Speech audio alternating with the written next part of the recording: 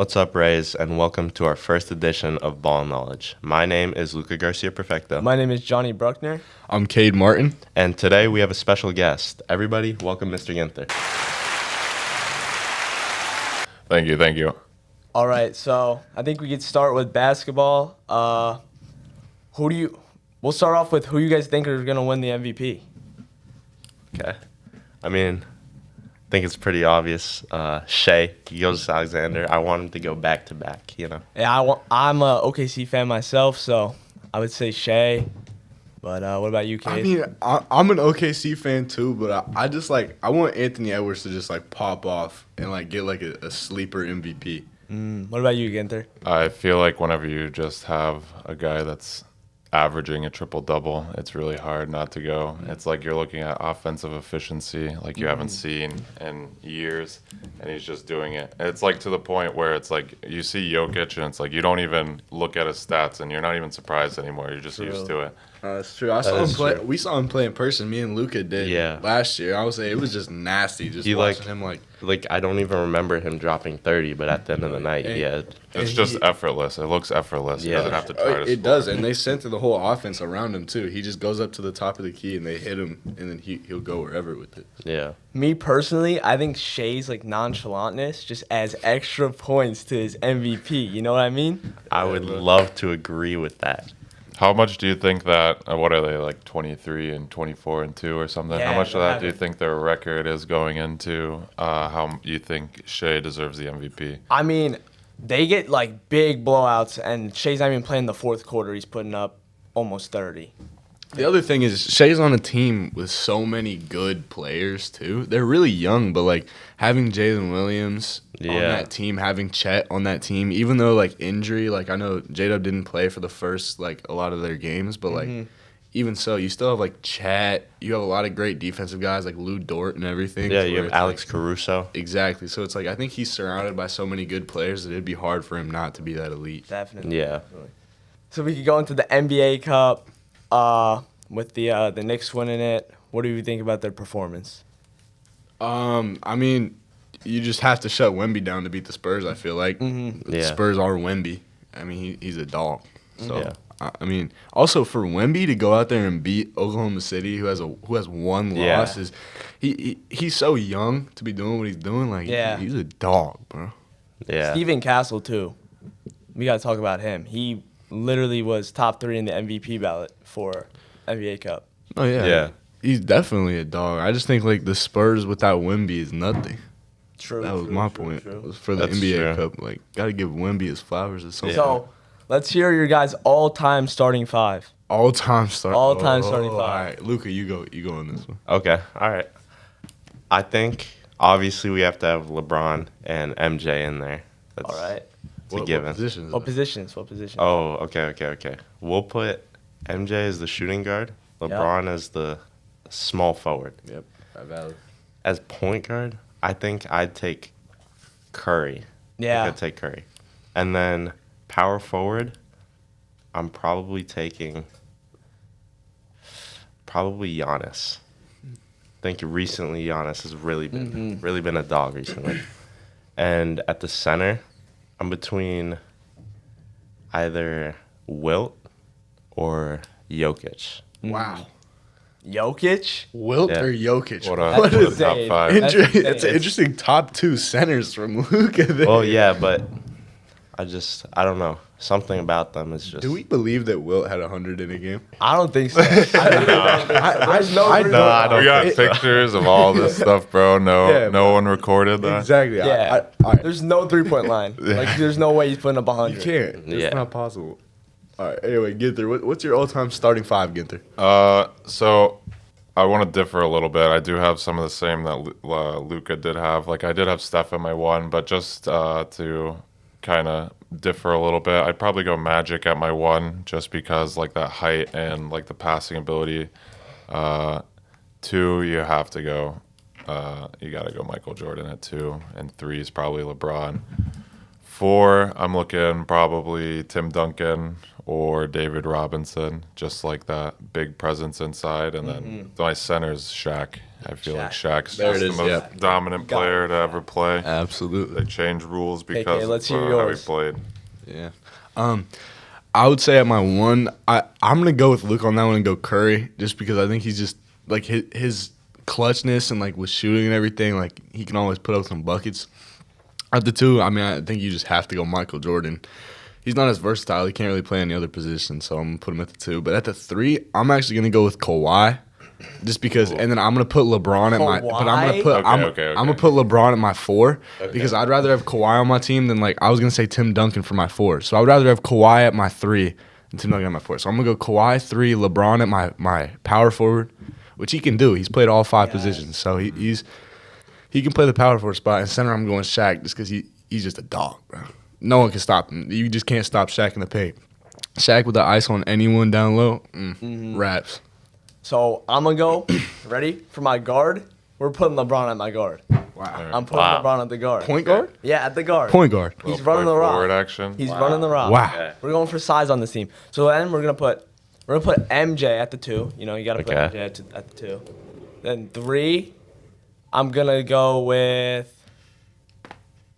KD. KD at the three. Then power forward Tim Duncan. I think that's the way you gotta go. And then Shaq. Shaq at the.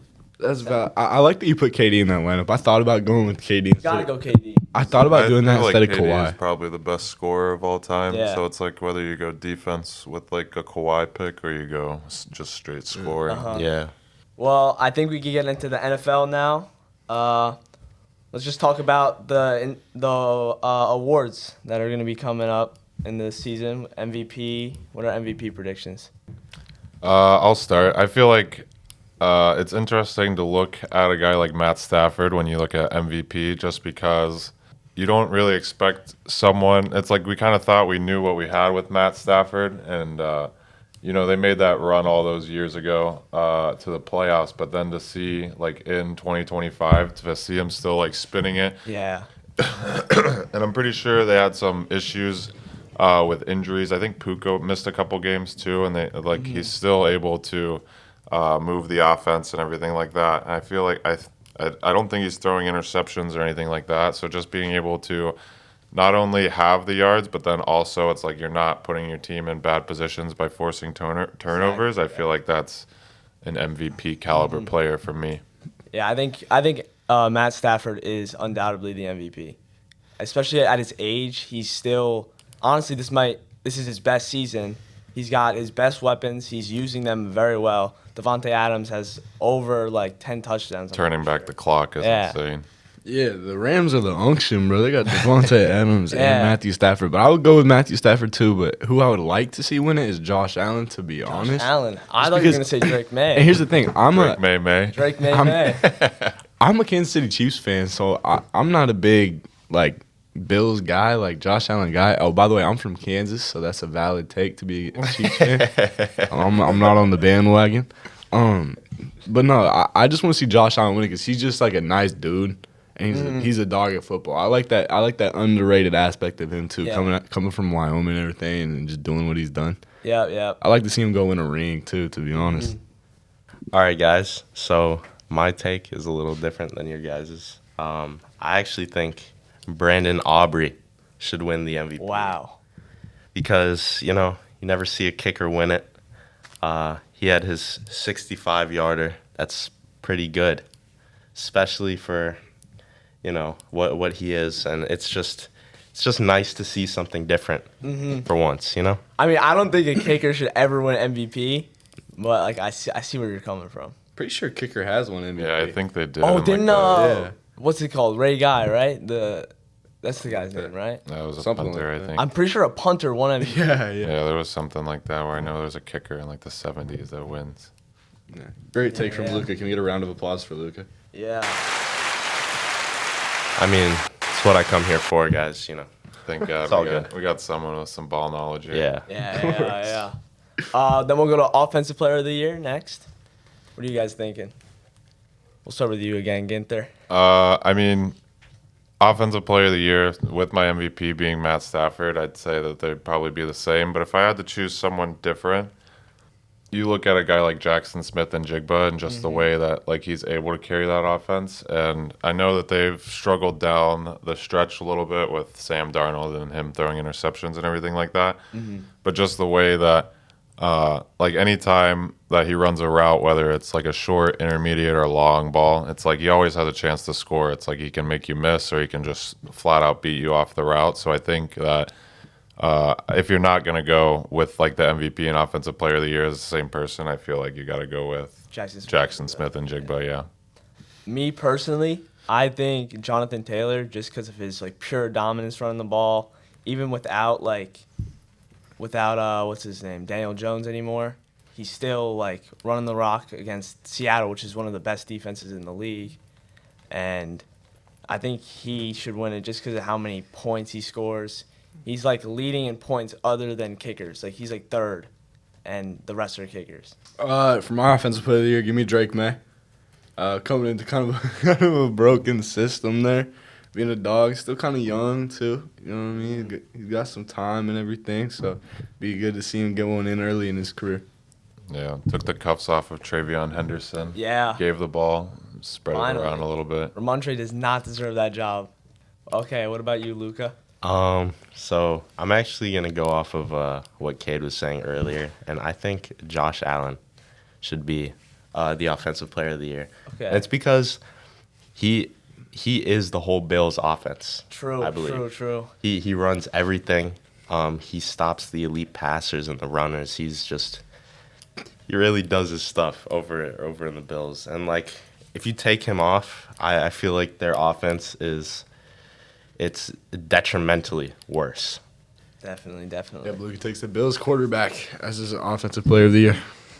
All right, we'll run through Defensive Player of the Year quick, and then we'll go through Super Bowl predictions. So, Ginther, what are you thinking for Defensive Player of the Year? Defensive Player of the Year, I feel, and like as much as it pains me to say this, I am a Steelers fan. I feel like you have to give it to Myles Garrett. Definitely. I mean, like, even though I personally like to think he stat pads a little bit with like 5 sacks against bad teams, 4 sacks, and then they'll have weeks where he kind of disappears a little bit. I mean, any time that you're at, I think it's either half a sack or a full sack away from the record. Yeah, and you still got games to play. I mean, you just can't. As much as it pains me to say it, the PFF merchant, Myles Garrett. I think we could all agree that it's Myles Garrett, just because he's about to break the sack record, all that. Yeah. I would say so for sure, yeah. What about you, Luca? Yeah, no, I fully agree with that. I mean, like, sacks are very important to the game, you know, and when you're sacking, even when he's sacking against bad teams, like, it just overall makes him play way worse. Then I think now we could go into Super Bowl predictions.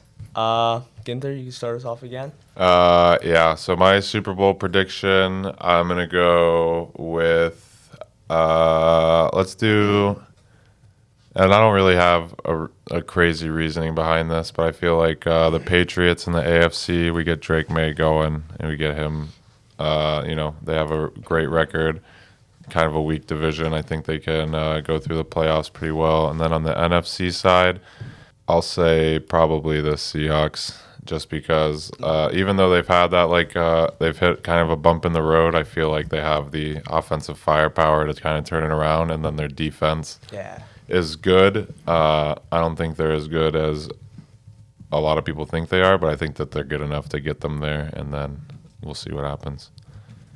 My prediction is the Broncos, just because of their defensive power. They still are very, very good on offense. They got Cortland Sutton, which he's been playing very, very good this season. And then on the NFC side, I'm going to go with the Rams, just because their defense is elite and their offense is elite. I'm going to go for AFC. I'd really like to just see the Bills get there. So I want to say that the Bills get to the Super Bowl. And then I'm going to go with a little sleeper. I'm going to go from the NFC North, the Bears. The Bears? I think they've had a really good season. I think they're due. I think the Bears are a little overrated, personally. No, they might be overrated, but I think they're just due. I feel like just watching, since I'm older, I've just seen so many years of Bears football where it just hits the toilet. I definitely agree. But for the Bears to have a 10-4 season, maybe they got a little magic in there, get them to the Super Bowl. You know what I mean? Maybe. What about some you? point, everything's got to change at some point. So yeah. I'd actually like to agree with Cade on the Bills, and I would like to see them go there too. But for the second team, I think the 49ers 49ers. should go to the Super Bowl, and especially because Brock Purdy is on there, and I just love Brock Purdy so much. I think now, since college football playoffs are coming up, we can get into college football. We can talk about the feelings on the Heisman. Cade, you want to start us off? Oh, yeah, Heisman, I'll go with that. So we all know that Hernando Mendoza won the Heisman. I think that's great. I think he's a really great guy. I loved his interview after he beat Ohio State and everything. I like his energy and everything. But, man, I'm glad Diego Pavia did not win the Heisman. Yeah. Oh, my goodness. He's a little crybaby, man. He comes crying about it. He's selling his merch at Goodwill now from Vanderbilt and everything. I'm like, nah, I'm just glad he did not win it. I would have been fine with Jeremiah Love winning it too. I like him. I like his story too. He's cool. I like him, but I just don't really like Notre Dame very much. I like Mendoza because also he's coming from Indiana, which is kind of like a sleeper. Indiana doesn't win anything. Indiana's football historically has kind of sucked. So for them to get a Heisman, I feel like that's pretty sweet. And I'm just, once again, so grateful Diego Pavia did not win the Heisman. Yeah, he did not deserve that. Just to go off of what Cade was saying, I believe I heard like a statistic that like if you look at it, like if you look at like Power 4 football teams, so like ACC, SEC, Big 10, Big 12, like historically, I think IU might be like the worst football team to exist. Like their win-loss record is just terrible. Just the way that like Kurt Signetti, the head coach, was able to come in and last year last year they broke a record for, it was like 50 years, their best record in like 50 years, and then this year they go undefeated. It's just growing up, it's like you'd see Ohio State play IU, and it's like, every year Ohio State would just roll them. Yeah. And just the offense that they've built there. It's interesting to see how fast Signetti has been able to go from that like group of five, like that James Madison, and then really turn IU into something that can challenge like a college football power, like we have in the Big Ten and the SEC. Definitely. Sure. I agree. I think Mendoza was definitely deserving of the Heisman. I wanted Jeremiah Love to win just because I've always liked him. I liked how he like carries himself, but I don't like Notre Dame. I am a Miami fan, I'm not going to lie. So, I do not like Notre Dame. What about you, Luca? So I actually have a very different take than all of you guys. And I don't like how Cade was speaking on his name. I actually think Diego Pavia should have won Heisman. And why? Why? Because, he's a big threat. He has a lot of clutch factor. I wouldn't say big. What was your favorite Diego Pavia game that you watched this season? When he played against Penn State, I really loved that game. I loved his performance in that game. Yeah. And I just think he's much more efficient than Mendoza could ever be. Which that's just not true. That's not even true. Not even remotely close to true, by the way. You guys aren't just like, you guys aren't hearing me, but it's all good. When you grow up, maybe you'll find out. Yeah. All right. Diego Pavia needs to grow a little bit too, bro. No, he's great. All right, bro. Whatever you say, man. What are we thinking about the rankings for college football playoffs? Notre Dame should have been in. I don't think no. so. Oh, No, heck no. Notre Dame over a 9-3 Alabama team that got hogwashed by But I think Oklahoma. Miami should have stayed in. I think we could get Alabama out there. Yeah, that's Keep fine. Miami in there and get Notre Dame in there. I'm fine with that too, but I feel like the SEC bias rears its ugly head again, and we get college football playoff full of SEC teams.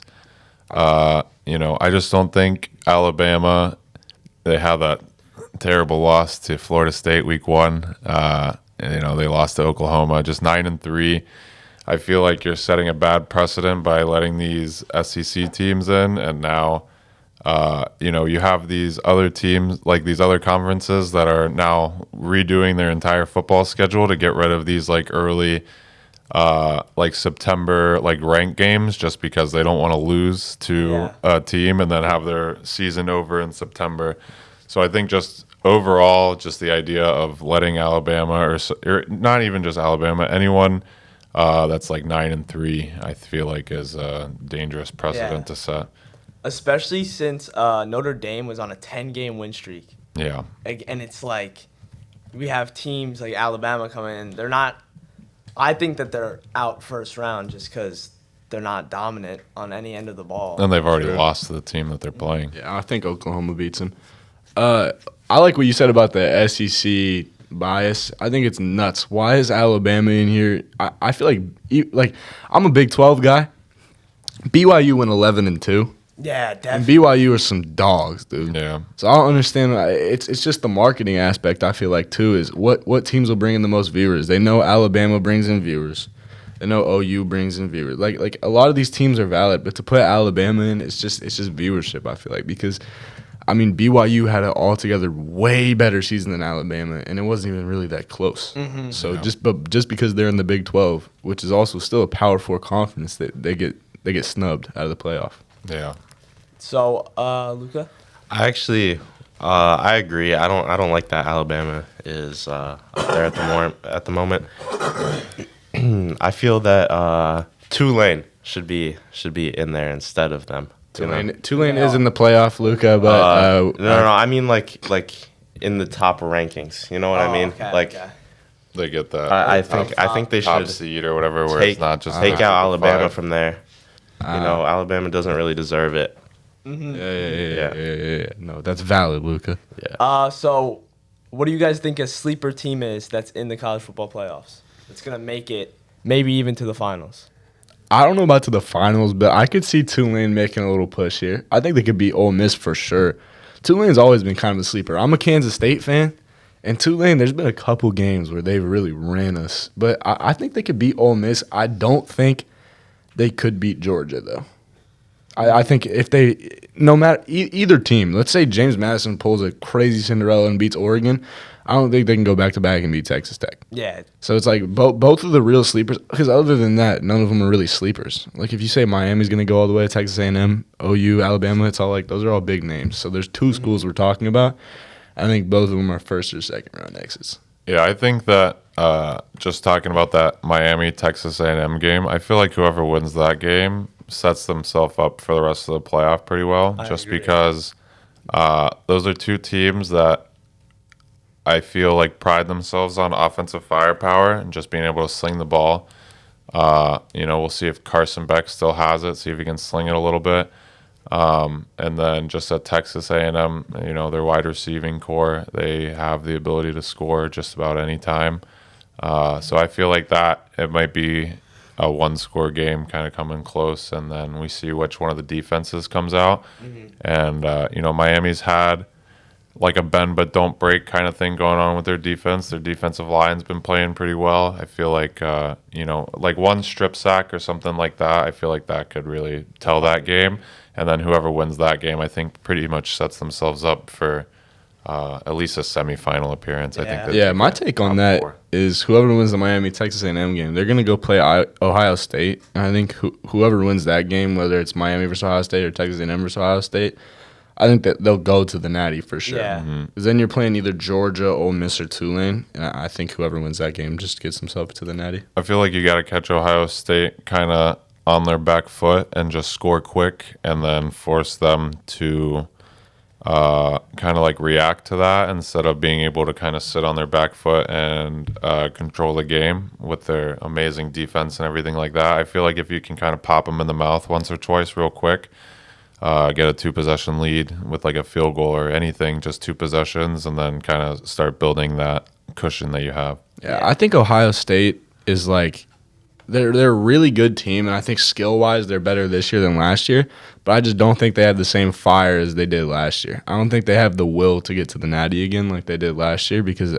different quarterback, different whole setup, and I just think after you've already won one, the whole vibe is different. You're coming back as the national champs, so I don't think the drive is there. I think it's going to be interesting to see how Ohio State comes back after losing in the championship game, and how it's like, because like we've said before, it's like you're so used to seeing like Ohio State either winning or competing for that title. It's like now that they've been knocked out, it's like, can they kind of dust themselves off and get ready for a playoff run? Or are they still going to be kind of in that like that hangover from a loss where they're still kind of beating themselves up a little bit over it? Yeah, me personally, I think whoever wins the Miami-Texas game, is it Texas A&M? Yeah. Yeah, whoever Texas wins A&M. that Miami-Texas A&M game, and whoever beats, if they beat Ohio State, I think they go to the championship. If Ohio State wins, I think they go to the championship, and I think Ohio State would win it. Yeah. Even if they go against Fernando Mendoza again, I think they win. You think in the rematch, you they think win. Ohio State's got it? I think they win. They've done it before against Michigan. Yeah. Yeah, no, I'd like to agree. Like Ohio State, especially after like recently, I think they've come to fruition with a new fire in their eyes. They want it. They want it bad. So I think they'll probably end up going to the finals. That's true. I could see the loss to Indiana giving them some of that fire back. You know what I mean? Giving them a little bit more drive. But I think Yeah. that gives them like a little bit of a sense of reality that there's another team in here that can win it all. yeah, Yeah, right. They're just Yeah. so used to just running the table and just going with it that they could get complacent about it. And we'll Yeah. see how they No, respond. they feel beatable now. Well, now I think we can get into hobby horsing, guys. So, what's your opinion on Gwen Myers and Rosie? You guys? Who do you think's Ooh, the that's a GOAT? Who do you guys heated think's the GOAT? goat conversation. Wow.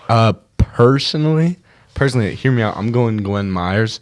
We just haven't seen athleticism like that in the hobby horsing spectrum. I mean, period. I think Rosie Malari is really solid. I think she has a lot of just like coordination. She's decently fast, but I just think Yeah. Gwen Myers is just so freakishly athletic that you just can't even get past it. I couldn't agree more. I mean, when you look at like an athletic specimen like that, and you just see someone that is just truly at the top of like not only like the physical game, but also the mental aspect of hobby horsing. I feel like whenever you have someone that is so just willing to push themselves mentally and physically to that point, that's when you start approaching like that greatest of all time status. No, absolutely. And I think we talk about the GOATs, and my other take on this is whenever we bring up GOATs in these conversations, it's Michael Jordan, Wayne Gretzky, and Gwen Myers. And I just think that whenever you hear those names, they all I think whenever you hear all those names, they just kind of Who were the other Michael and what were the other names that you said? Wayne Gretzky. He's a hockey player. He's pretty unanimously Okay. the GOAT. But Okay. my whole point was just whenever people talk about GOATs, you know what I mean? There's just a list of names, and I don't hear Rosie Malari on it a lot yet. I think she has a lot of promise for the future. But when you go through those names, I mean, they call Gwen Myers the great one. So I don't know how you could get past it. You know what I mean? Yeah, I agree. I think Gwen Myers is the GOAT, but I think Rosie Malari is shaping the game for the future because she was on like the that take. British Got Talent. She, I think she's just growing the sport a lot more. Oh, yeah. Her Yeah. performance in the Britain's Got Talent show was really impressive. I can't even lie. It was amazing. No, I stood up and clapped. I was in my room alone, but I can't even lie. It was just a really impressive performance. Some of those things just take you off your feet. You know what I mean? You see it, and it's just kind of it just touches you. I think it's really interesting to kind of look at two different like pillars of the sport like that, where it's like Yeah. you have the old, where it's like you have the established like greatness, and then you have someone with Rosie who's like pushing towards like almost redefining how we see the sport. And I Yeah, think that's for sure, but that's very interesting. The other reason I wouldn't give it to Rosie is because she's chasing Gwen's greatness. Sure. You know what I mean? Yeah, for sure. Yeah. She's not there yet. Like a She's- LeBron case. Yeah, she wants to be what Gwen is. She wants to be what Gwen has already accomplished. So I think for that reason, and also I just don't see Rosie putting up those Gwen Myers stats. Exactly. Gwen Myers, I mean, 12 It's seconds. a different time. It's a different era. No, I feel I like still- the stats through the eras, it's like you kind of lose that a little bit. I've heard people bring up the statistics when you compare the two, and I think that when you are comparing eras between the two, I feel like that it's important to realize that she did play in an easier time No, Definitely, Gwen Myers definitely did play in against the- plumbers. No, hey, don't disrespect Gwen Myers, all right? I get that she played in the stopwatch era and now we're in the timer era, but still, 12 seconds to get around a course. I don't care who's timing it. Consensus was 12 seconds. That's insane. To get around a course, all right? Rosie's That is crazy. Rosie's best run was 14.4 seconds. So I don't know what we're seconds even off. talking about. Okay, but 2 seconds off. here's the thing, though. Rosie has been in the lab. She's working on it. She has the technique. She just needs to get there with the athleticism. And I think as soon as she does that, she's blowing Gwen out of the water. I don't really think that she's even at the prime of her career yet. And she's already doing crazy stuff. You just have to factor in things like injury. This is a dangerous game, you know what I mean? People go down every time we go to a hobby horsing competition. Every time I go to one of these competitions, I see somebody get injured. Every single time. I mean, they have stretchers on standby there just because it is such a sport. It's a dangerous sport. The other reason Gwen was so great is because she was able to escape her career without any injury, other than the incident in '09. But other than that, I mean, Gwen was able to just have a full, complete career with, no injury, no anything like that. Rosie has one ACL tear, which we see very frequently in the sport. I think she's gone. Yeah, I mean, it is true. I mean, at 16 years old, she's well past her prime, but yeah, Gwen Myers at 16 years old, she's pretty washed right now. Yeah, I'd say that. I mean, she can't really compete with all the 12, 13-year-olds. I know, yeah. Hobby horsing prime is usually 10 to 15. Once you hit 16, it's kind of... You're done. You just got to hang it up. All right, guys, and that wraps up our first edition of Ball Knowledge. I hope you guys enjoyed it, and we will see you all in the next one.